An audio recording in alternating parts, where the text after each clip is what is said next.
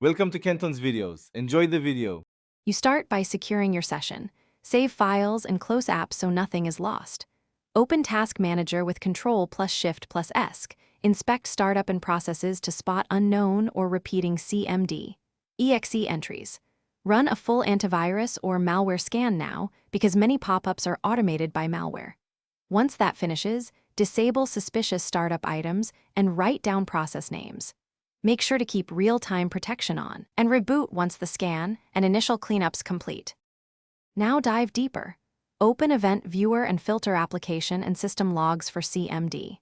EXE timestamps to see what triggers the pop-up. Next, open Task Scheduler and look for tasks that call CMD. EXE or batch files, disable or delete any unfamiliar tasks. Then, carefully inspect the registry at HKLM and HKCU run keys for entries launching CMD.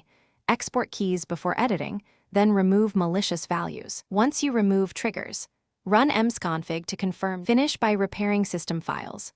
Open an elevated command prompt and run sfc/scano, then dism/online/cleanupimage/restore health to fix corrupted components. Create a restore point now, then perform a clean boot to isolate remaining startup items. If the pop-up persists, use System Restore to roll back to a known good point, or choose Reset this PC while keeping your files as a last resort. Troubleshooting tip. If behavior recurs, note exact timestamps and process names, because repeat triggers reveal the persistent source.